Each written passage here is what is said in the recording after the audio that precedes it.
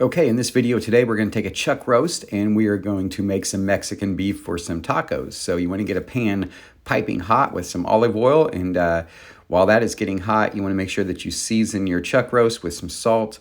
This is going to look like I'm salting it pretty heavily. That's because I'm using the diamond salt, which you have to use a lot of. So once your pan is super hot, you take your chuck roast and put it in there, as you'll see here, and you sear it. Shouldn't take very long, maybe 4 or 5 minutes on each side. While it's searing on one side, I'm going to prep my onions.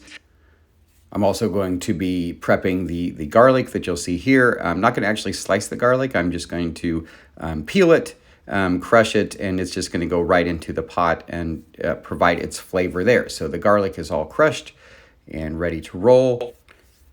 After a couple minutes, we're able to turn the flip the chuck roast. We see that we've got a good sear on one side. We're going to sear it on the other side. This is not doing anything other than just adding that great caramelization and flavor to your chuck roast. So once you've got it seared, you're going to throw in your onions, you're going to put in your garlic, and you're going to let them sweat down as well. That's going to add a whole bunch of flavor to your chuck roast. And then you add your diced tomatoes. I didn't add the whole can. Keep the liquid. The liquid just adds more braising liquid. That's what you're going to want. You're braising this chuck roast. So I just kind of spread everything out evenly. In the next part of this video, you're going to see I didn't show actually adding the braising liquid, but you can add your braising liquid at this point. You can use any sort of stock, chicken stock, whatever. I had actually made beans the day before, so I used the liquid from cooking the beans. Then you add your chili powders. I added Mexican chili here and cumin.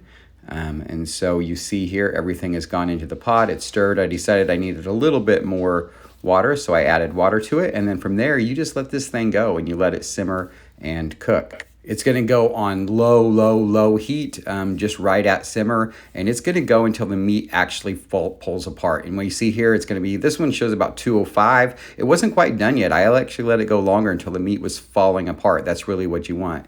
So then after it was done, I pulled it out. I pulled it, shredded it, and then I added a little bit of that cooking stock in that you saw me do there. And now we're going to prep these tacos. I sped this one up a little bit. But basically, you just take a really hot cast iron pan, flour tortillas here in my case, some of the beef, some of the cheese, a little bit of salsa that I like, and then you fry up the tacos until they're complete. Now, one thing I didn't add here that I didn't show in this taco was I used the black beans that I made the day before, added that to it as well. So that made it extra delicious. So then once these things are all fried up, you are ready to eat. And that's how I make my Mexican beef tacos. Please like and subscribe and watch for more.